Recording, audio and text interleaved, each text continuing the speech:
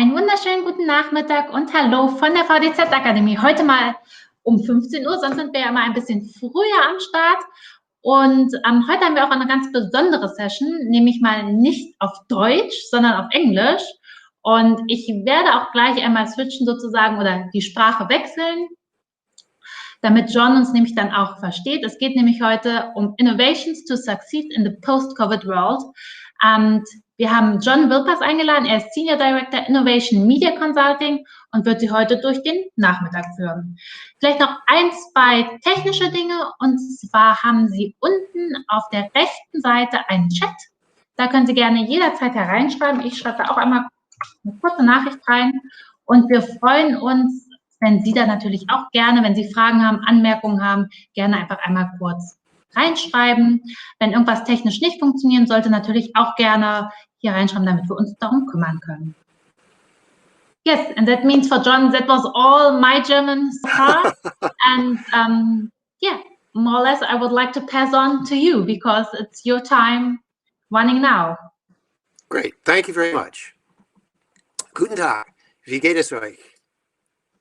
Ich hoffe, Sie und Ihre Lieben sind wohlauf und gesund. Hoffentlich kann ich Ihnen heute einige nützliche Informationen mitgeben. Also, lasst anfangen. Sorry about that. Okay, these are very difficult times. Sorry. There we go. But as difficult as they seem, we will get through them. And one of the ways of getting through them is a webinar like this. Another way is humor. So I thought we'd start with a few COVID jokes. Here is Sisyphus working from home. Here is your cat wanting to know why you're in the house so much lately. And here is a social distancing tool. Okay. And at the end of my presentation, we're going to have one great joke, which is the top 10 most bizarre COVID-19 face masks. And before we begin, I should warn you that I go really fast. I should also warn you that I cover a ton of information. And why? Because I want this to be as useful to you as possible. And so I figure the more information I put out there, the better the odds are that you'll find some nuggets that you can use. So hang on, here we go.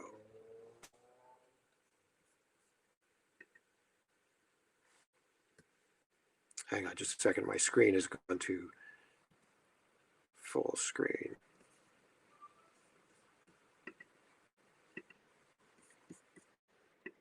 Okay, so this book is based on the Innovation in Media World Report. And hang on, I'm just having some, there we go. It's based on 12 months of research and our global media consulting experience. Innovation Global Media Consulting. We know you know your company, we know the industry. We disrupt disruption. We organize chaos. We relaunch legacies. John? And most importantly, at least from my point of view, we transform. I'm very sorry to interrupt you, John, but we only can see half of your presentation. I think you changed something now, and that's why we cannot see the whole slides. There we go. Yes, now we are better. Yes, we are sorry. Okay. Okay, I'm sorry. I pressed something incorrectly. From my point of view, the most important thing we do is we transform staff from feeling like victims to actually becoming change leaders within a company. These are some of the companies we've worked with all around the world. Oh dear. Hang on just a second.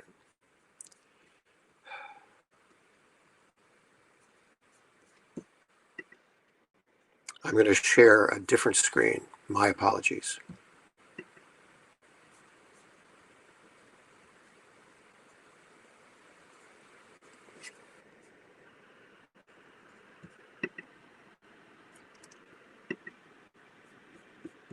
John, can I help you?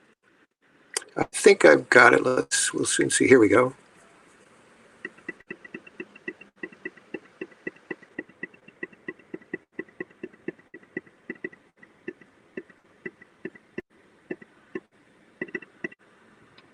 I'm very sorry. I could fix this and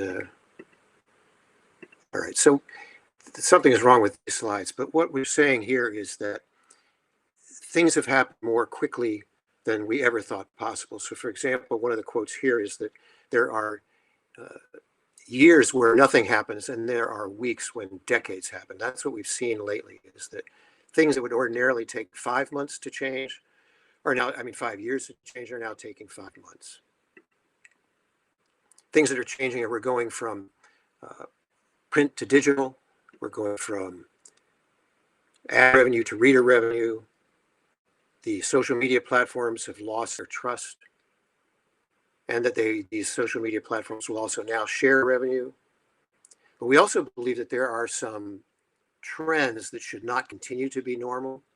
For example, we believe that the working from home, as completely necessary as it is now, is complete nonsense for the future. Because we believe that real journalism is done on the street and face to face with the sources on the street and back in the office with good editors. Because only that kind of journalism creates journalism worth paying for. We believe there also is a necessary separation between home and the workplace. Home is for rest and family.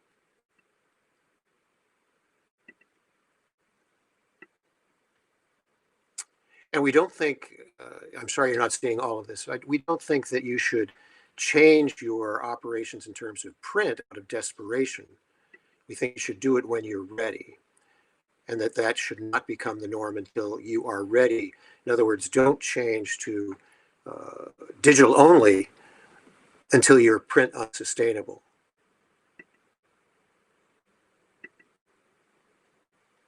And we also think that what we've been doing is selling the wrong thing. We've been selling advertising when we should have been selling journalism. In other words, your customers should not be the advertisers, but the people for whom you're creating the content. So today we're going to cover human capital, monetization, content creativity, podcasting, and sustainability. And we'll still be finished by 1600, promise.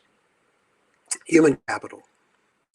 All the good ideas in the world for media success are completely useless if we continue to fail in the one area that makes those innovations possible.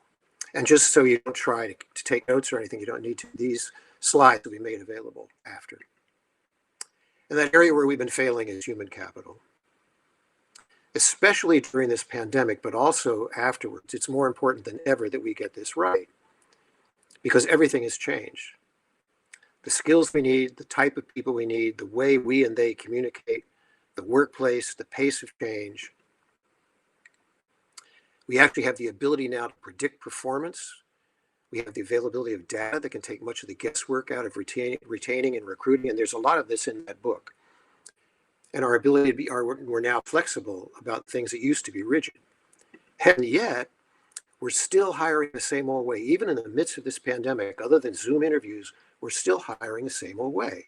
We still post jobs. There we go, I did it again.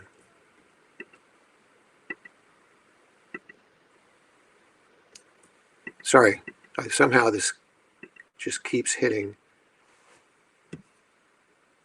There we go. We still post jobs and wait. And then we waste tons of money and staff time sifting through hundreds of applicants, many of whom are unqualified. And we usually wait until the last minute to do this, so we're often in a rush. And then we are forced to settle for less than the best. Here's a guy from the Wharton Business School who said, businesses have never done as much hiring as they do today. They've never spent as much money doing it, and they've never done a worse job of it. So we believe we have to dramatically change our HR practices. Even if you're good at it, you're probably not, because what's worked before just doesn't work anymore. And if you're honest, you have to admit that the old way really hasn't worked all that well anyway, right? So let's start with recruiting and hiring. Top talent obviously is critical to our success, and McKinsey has found that superior talent can be up 8 times more productive. And yet, despite the acknowledged importance of acquiring top talent, 82% of companies do not believe they recruit highly qualified people. And for the companies that do, only 7% of these companies think they can keep them. So how do we go about enticing talent, especially with the relentlessly negative press our industry has been getting? We have to start by making our companies appealing places to work. We must remake our company's culture so that it's employee focused. And then something I don't think have ever done is broadly market that new culture to attract the people we want. Because good help is not hard to find when top talent is looking for you. So what are they looking for? How do we make our companies attractive? Well, they're looking for a mission they can believe in, a positive culture, stimulating challenges, professional growth, mentorship, competitive pay, rewards for excellence, advancement opportunities, and flexible work hours and locations. So we all need to do the following. We need to make sure that the company's mission and its values are appealing, they're clear, they're easily discovered. So I go on a search for your company, I'm going to find the stuff that's going to make me want to work there. You want to create an employee-focused culture, emphasizing individual growth and flexibility. And you want to get your best ambassadors involved in recruiting, who are your employees. Why? 84% of employees would consider leaving a company, their current job, to move to an employer with a fantastic reputation, even if the salary bump isn't that big. So if you do these things, it's a win-win. You have a happier workforce, and they then become your most enthusiastic ambassadors, and their word is far greater than any kind of marketing you could do because it's trusted source. So how do we do all this? You have to start marketing your culture whether you're looking or not, because by the time you're looking, it's almost too late. You have to apply marketing strategies. You have to expand your social footprint. You have to create content about your culture. You have to do search engine optimization. You have to do landing page conversion optimization. This is a landing page for employees, potential employees coming in. You have to do content marketing, reputation management, social media management. Because content has the power to help potential candidates decide whether or not they're a good fit for your company and vice versa. And the candidates, they're savvy internet searchers. They're going to use a number of resources when they're looking around for jobs and evaluating potential employees. And the more you can make them understand what your company's like, the better chance you'll have of getting the employees you want. Companies that don't just post jobs, but also create compelling content that adds value, including why working at their organization is different from working at any similar job, that helps guide a candidate's decision whether to apply or to accept an offer.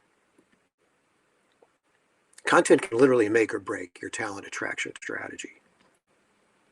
So let's take a quick survey. I'd love to know whether or not you folks are doing this. So let's see, there we go.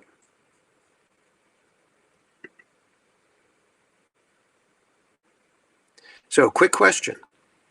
Do you have content about the company culture on your website?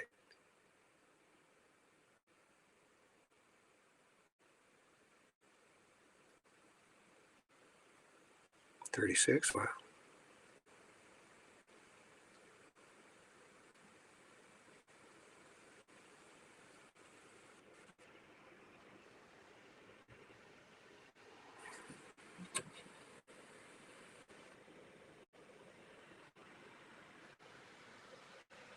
This is great.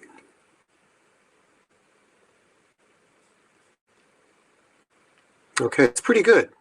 That's excellent, actually.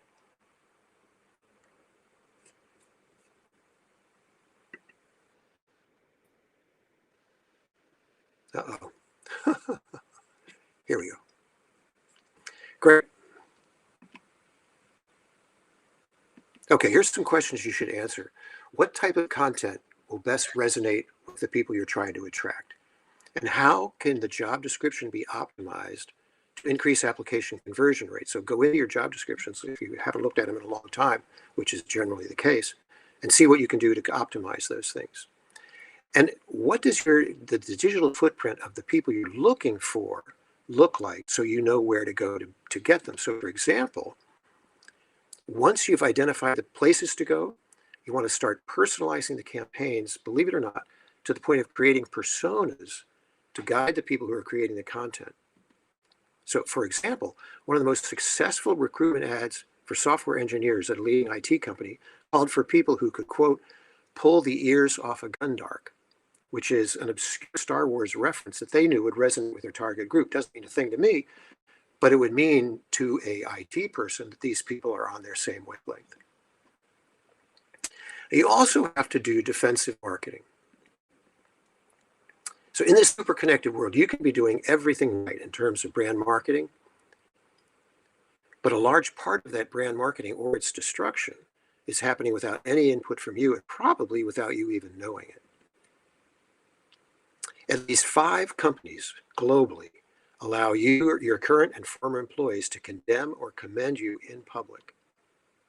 They can rank your company, your CEO, the job interview experience, and best or worst of all, they can answer the question, would you recommend the company to a friend? So let's take a look. I looked at the late 2019 ratings of 11 media companies.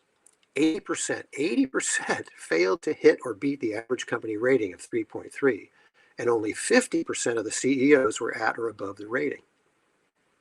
So here, let's take a look at this. The overall rating, Condé Nast, 2.8, Berta, 3.2, Dennis, 4.0, Bauer, 3.2. Then if you look at the approval of the CEO, Condé Nast, 70%, Berta, 93, Meredith, only 67, Mondadori, 31, TVA, 14, Bauer, 47. That's less than half. And here's the biggest one in my mind, which is the recommend to a friend. Only 36% of Condé Nast employees or former employees would recommend their company to a friend. Berta, only 36%. Dennis, 61. India Today, 68. Look at TVA at 20. And Bauer still only gets to 52. That would slow potential applicants down in a big way.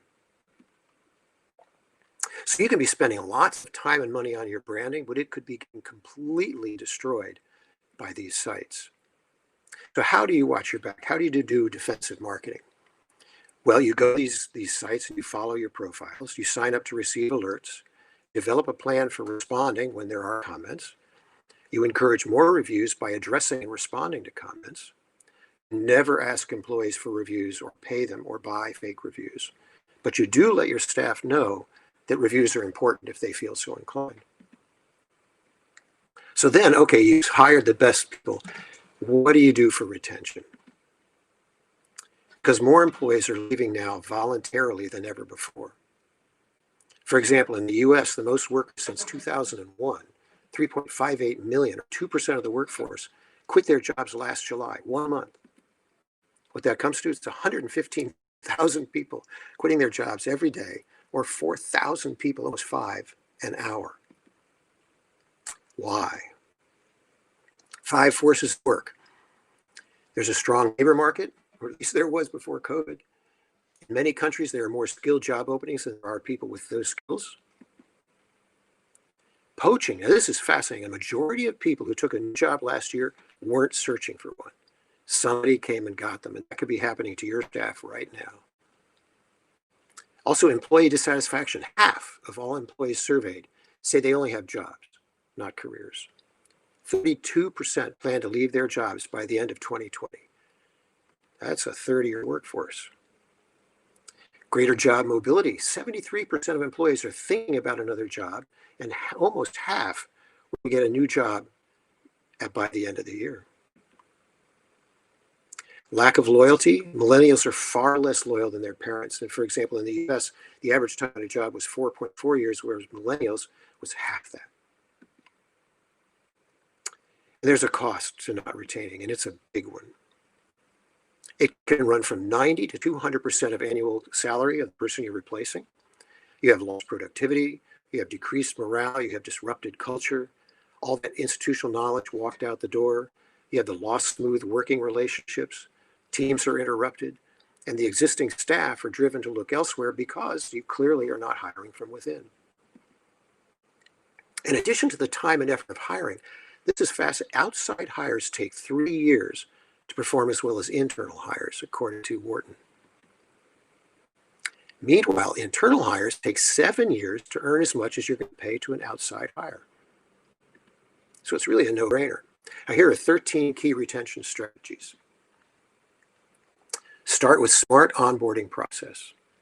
Create a mentor program. Provide thoughtful professional feedback on a regular basis, not just annual reviews. Focus on the 5% who create the 95% of the value. Create an employee value proposition. Shut up and listen regularly. And then act on the results of the listening. There's nothing worse. If you listen and then don't act, that's worse than not having listened at all. And remember, it's not about the perks, all of them. It's about the right ones. Help your people grow, train regularly, promote from within. Be more family friendly. Regularly look at your pay rates compared to other media companies. Encourage work-life balance. And always start new projects by stopping other things to give your team the bandwidth to be able to do the new project. So another quick survey.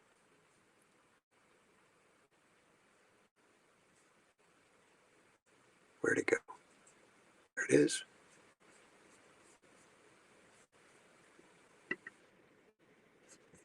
I will jump in, John, actually. Then we can. There we go. So, all right. Do you have a mentorship program? Whoops, not that one, the other one, the mentorship one? The mentorship one? Correct.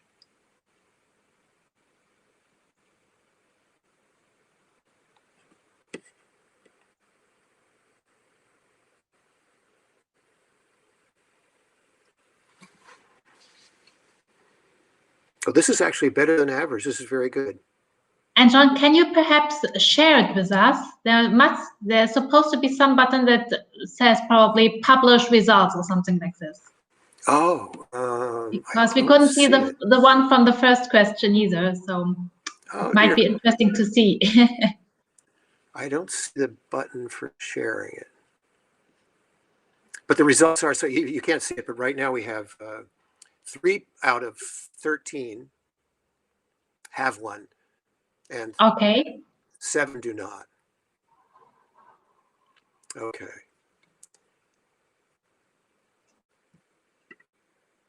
All right. So that's actually pretty close to average. The mentorship program, what that says to your employees is that you care about their growth. And it also says that you're not so siloed or isolated each level of the company from one another. So you mentor by putting experienced higher level people with people who've just come in. And that sends a great message to the rest of your staff. Now, in the innovation book itself, we show how to set up a mentorship program, how to create an employee referral program where you reward people for bringing in outside new hires. And then one good thing about that is that nobody in the company wants to look the fool.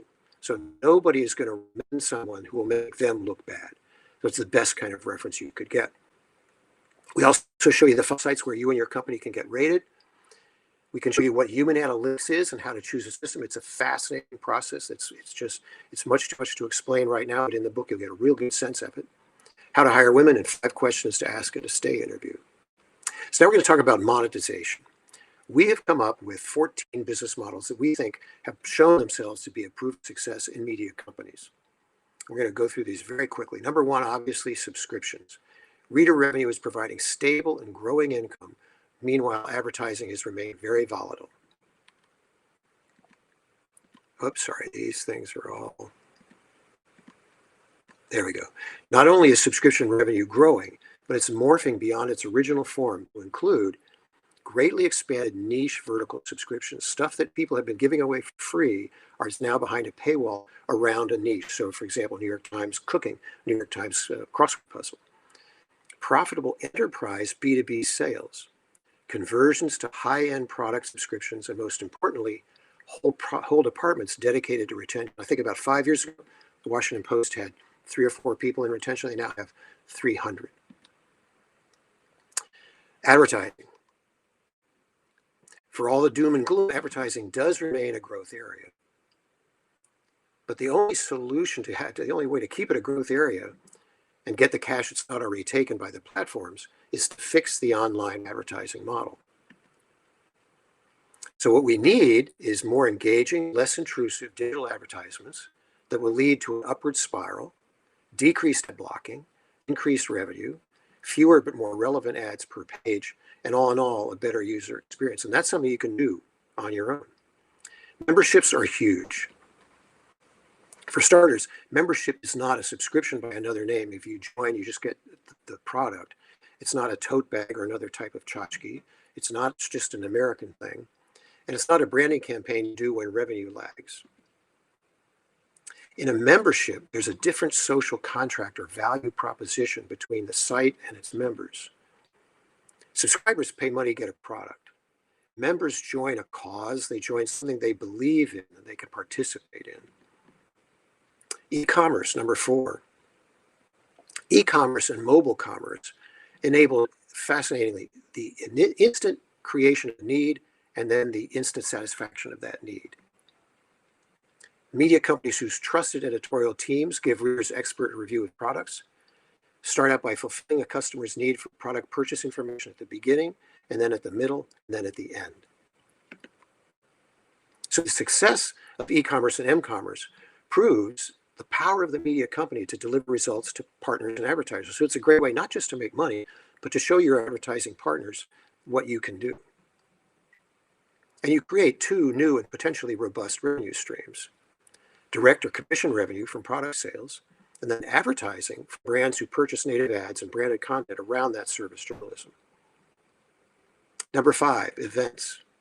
Now, at first, it looked like COVID-19 was just going to wipe out events as a revenue category, just gone. And for some media companies, though, it did the opposite. The Atlantic has seen success with online registrants. 20,000 people attend their 28 virtual events. According to the COO, she said it's a larger audience than we would have been able to convene in person. It's more international, and we're seeing the same caliber of attendees. At the Financial Times, 52,000 people attended their global boardroom, and this is great for them. 75% were completely new to them. So what that did is it said the attendees could be monetized, not just through the event, but part of the FT's core subscription strategy.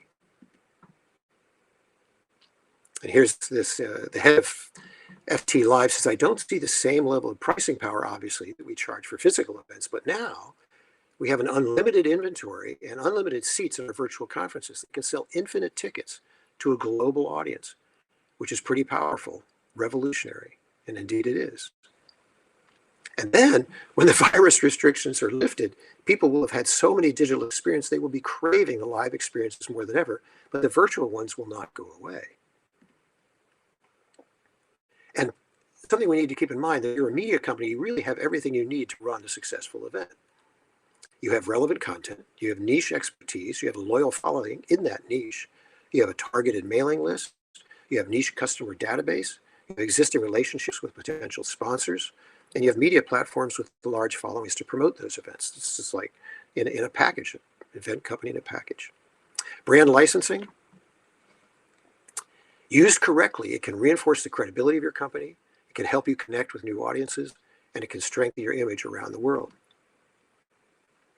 Manufacturers now also are increasingly willing to partner with publishers to make branded products because the publisher's digital properties, the compelling content, and the robust social media accounts. Also, we possess the first-party data of millions of customers that nobody can replicate. Here's another business model. Being an agent or content marketing company, the expertise in a media company like the events, it looks like a lot like an agency to more and more brands around the world. So the skill sets that we have, knowledge of a desired audience, knowledge of the brand's customers, access to a relationship with that audience, an audience database second to none, exquisite storytellers, expert videographers, media tech expertise, proven sophisticated design capabilities, multimedia, multi-platform, multi-channel expertise, proven marketing expertise, and an understanding of how to build a multi-platform campaign.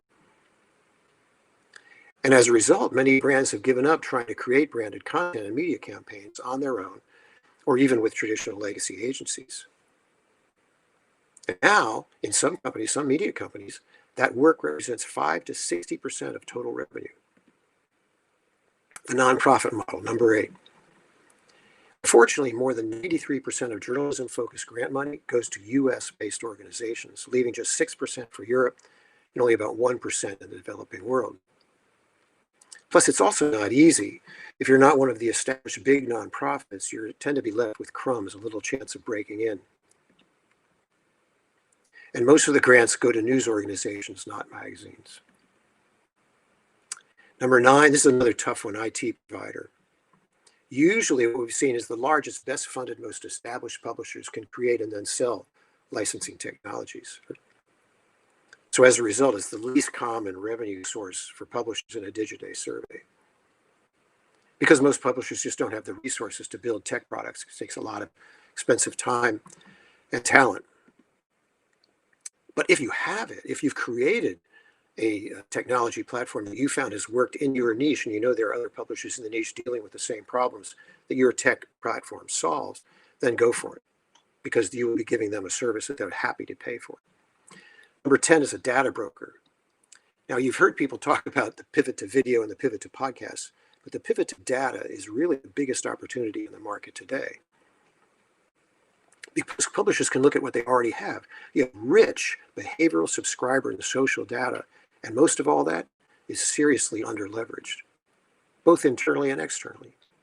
When used properly, first-party data can help publishers drive revenue in 2 ways, directly and indirectly. Number 11, the educator model. Now, it might sound a lot like a subset of the events model, but it's really a horse of a different color, except from the festivals and the travel excursions, bridal expositions and such. And once established, Guardian does this. They run and run and run very profitably. Nostalgia, number 12. Media companies are sitting on a gold mine, their archives.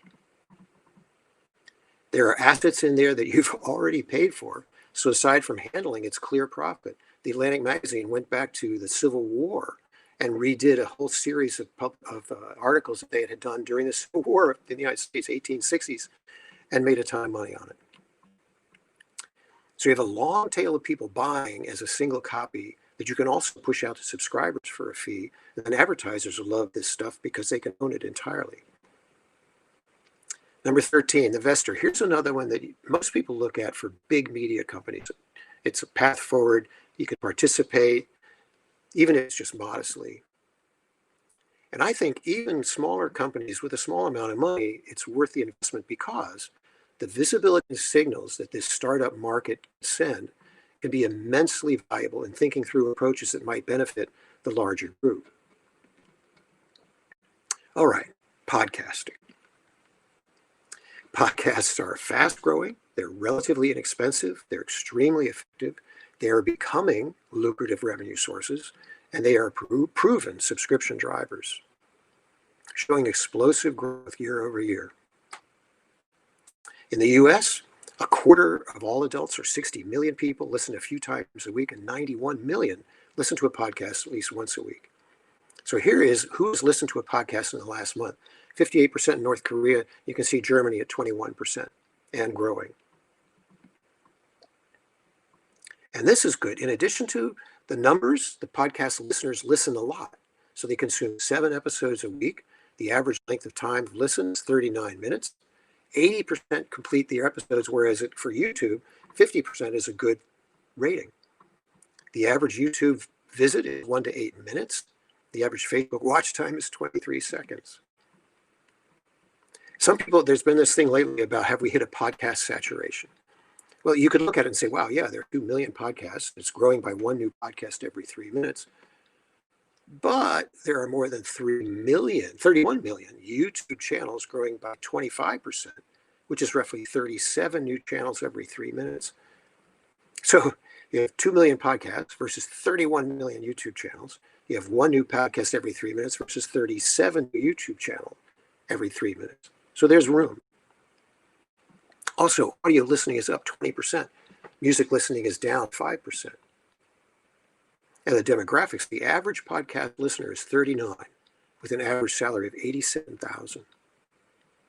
They also score high in terms of engagement with ads and responsiveness, with 76% saying they've taken an action after hearing a podcast ad. Plus, they can't be poached. Podcasts are not like a tech story where a free site can come along and basically take yours and dilute the value of your paid offering.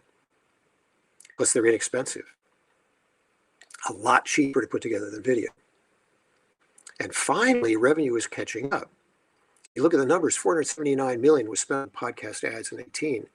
It's a 53% increase from $314 million in 2017. It's projected to be $1 billion in 2021.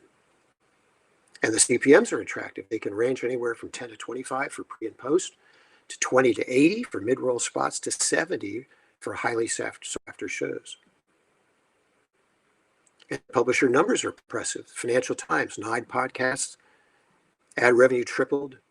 China's market, $7.3 billion. The Economist, 50% revenue increase.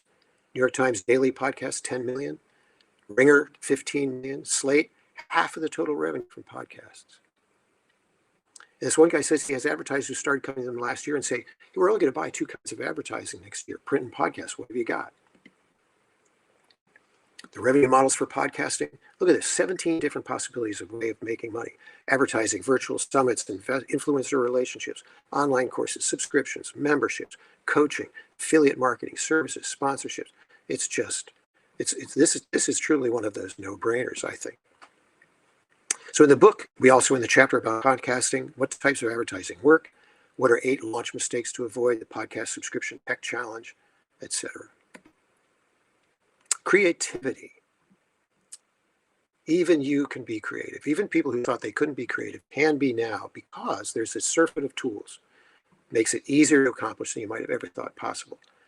But there's a caveat.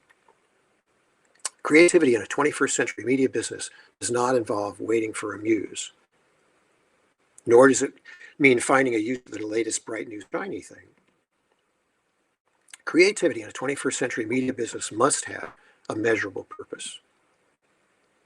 According to the New York Times, it should have a purpose within the business. For example, how does it tie to the Times subscription strategy?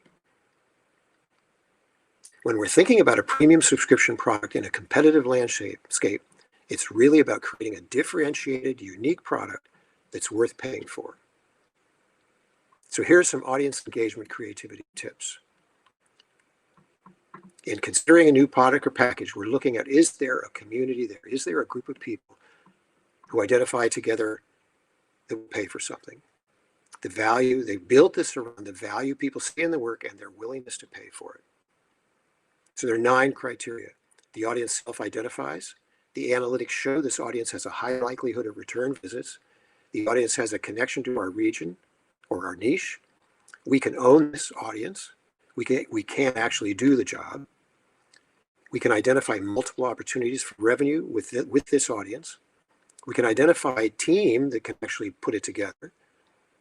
And we can identify a reporter that are willing to put it together, because it's a lot of hard work. So in the book, we talk about the 9 types of visual storytelling on mobile, creativity and video. What are the criteria for embarking on a project? Creativity in low-tech situations. Creativity and audience engagement. All right, section 5 here, sustainability.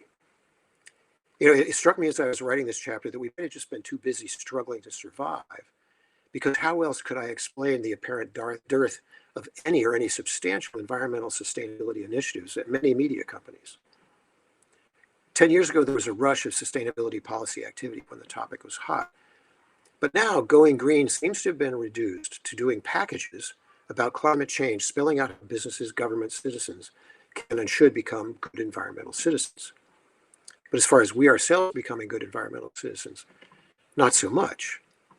To be fair, some media companies have created environmental sustainability emission statements, established internal teams to examine their processes and practices, identified measurable goals, and then published regularly the results. But I did a review of the 30 largest media companies in the world, followed by a Google search for any media company doing sustainability, and I found virtually nothing. Many media companies have no sustainability policy or goal, of those that do, many statements or goals have never been substantiated with progress reports, or those progress reports have not been updated in years. My Google search demonstrated that while some companies may have a policy, their promotion of it is just makes it as if they don't. And sustainability offers a triple benefit: improve customer relations. Studies show that customers prefer to support companies with a track record. Bottom line savings. More studies have shown that you can actually save or improve your bottom line by implementing sustainable initiatives. Saving the planet. You can actually prove that your efforts are reducing your carbon footprint once you've established your baseline. How do you begin? We believe, I'm fairly certain, most media companies have no idea what their carbon footprint is. And there's only really one way to find out. Start with reliable data. You hire a third-party sustainability consulting firm.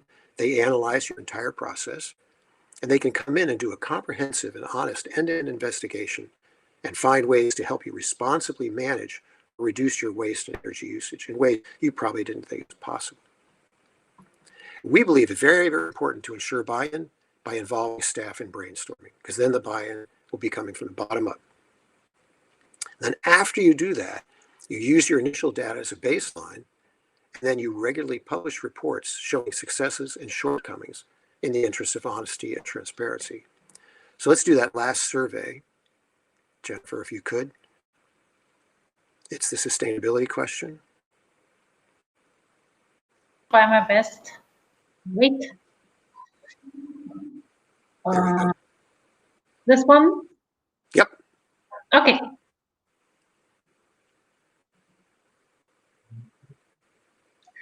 So let's wait some minutes.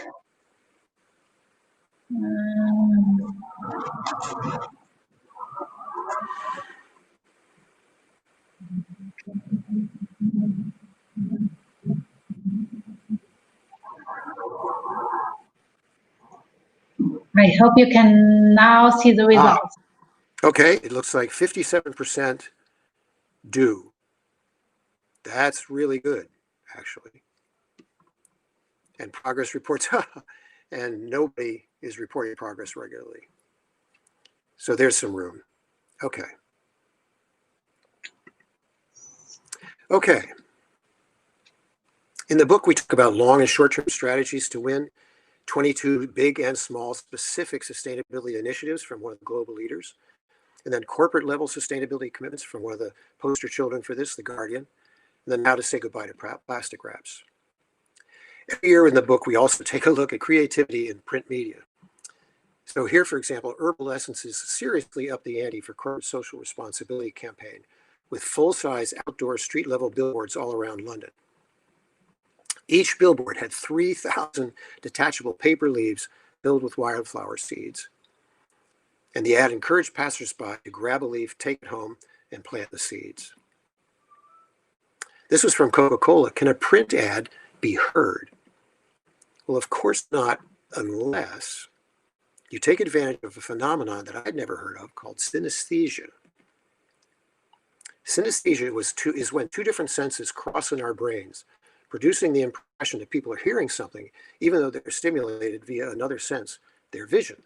What they did was they created this ad you see here, instantly recognizable product and iconic rituals to trick the brain into automatically associating an image with a specific sound. So it says, try not to hear this. So you can see the fizz coming up off the top of the carbonation, and you can almost hear the top, the bottle cap, coming off the bottle. It filled the silence with an expected sound. In essence, it was an auditory illusion. This actually happened in Berlin, for those of you there. It's called Break the Glass. And what it was in February, The Guardian canvassed Berlin with 2,000 posters saying, in case of injustice or in case of corruption, break the emergency glass and take a complimentary copy of The Guardian Weekly. And this is a video, except it's a PDF. So what this woman does is she comes up, reads the thing, smashes the glass on the container there, and takes out a copy of The Guardian. In the book, we have got stories about covers built out of sand, 1,750 and 600 square meters each, a 4G speed test in print, soundproof posters, a 3D coloring book, and a personalized cookbook. So before we wrap up, two things. First, this would not be a 21st century media experience without a native ad. So all the ideas here in the book come from my research, but also from our media consulting business. We've seen all the problems that these innovations address, and we've helped media companies put innovations to work to increase their reach and their revenue. Most importantly, we help convert companies from silos and disconnected staff and management to committed teams working together to develop solutions they help create, believe in, will execute rather than resist. So if you're interested, there's the email and phone number. And the book is available until September 30th at a reduced rate. So if you want to get the book when you get the slides, you can use the QR code or you can use the URL to get it. All right, last, we have the most bizarre coronavirus masks. Here we go. This is just to lighten up the end of the day here. There's the kitchen sponge mask, the sanitary pad with tampon accessory mask, the full water bottle mask, the coffee, get it, COFFEE as opposed to coffee filter, the fresh onion mask, the antivirus disc, the complete body rainbow pony mask, the complete body plastic wrap, the full scuba outfit, and the athletic sneaker mask. That one's gross. Survey. If you put up the survey, it shows it's the mask survey.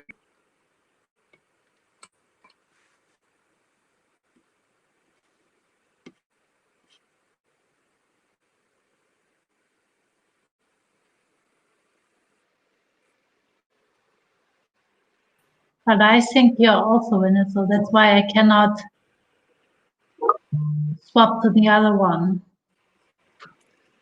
Let's see.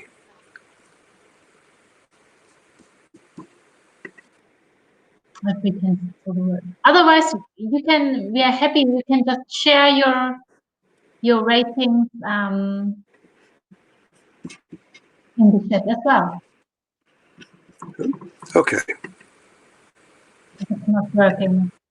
That's okay. You can skip it.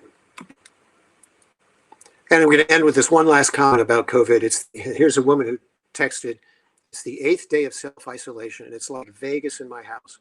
We're losing money by the minute. Cocktails are acceptable any hour, and nobody knows what time it is. So stay safe, stay hopeful, stay connected, stay inspired, stay in touch with your team, and don't lose your sense of humor. Ich hoffe, es hat Spaß gemacht und sich für Sie gelohnt. Vielen Dank für Ihre Zeit und Aufmerksamkeit. Thank you. So we do questions if you'd like.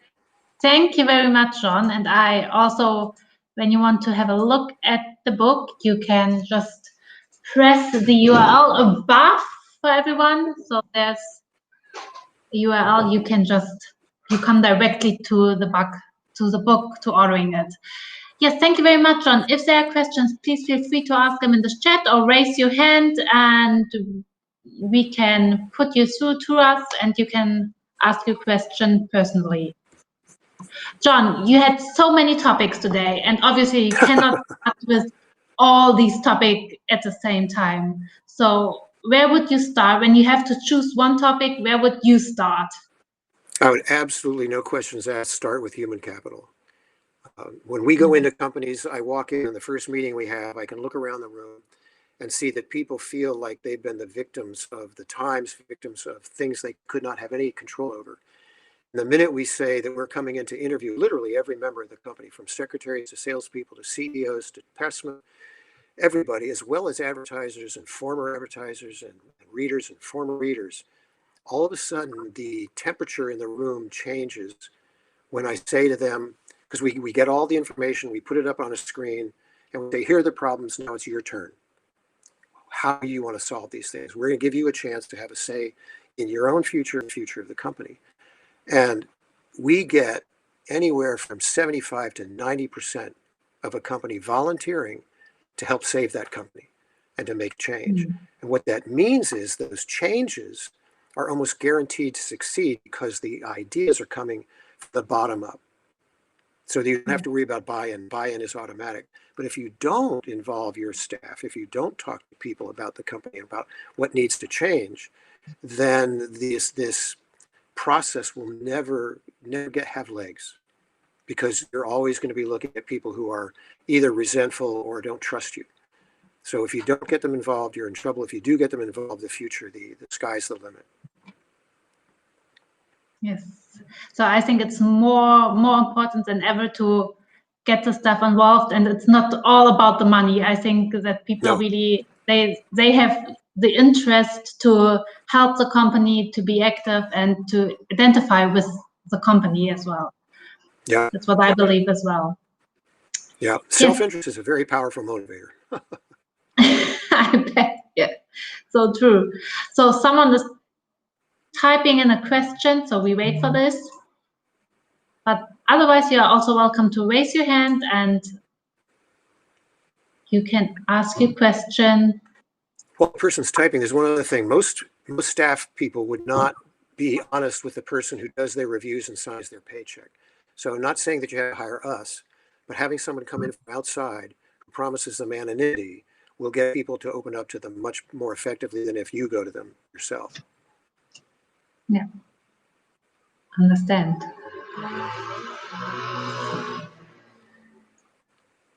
Let's just wait that someone can ask. There's the question. Okay, let's see. I will give the question to you. Just wait a minute. I think I see it here. What can I do to support investments in human capital? There we go.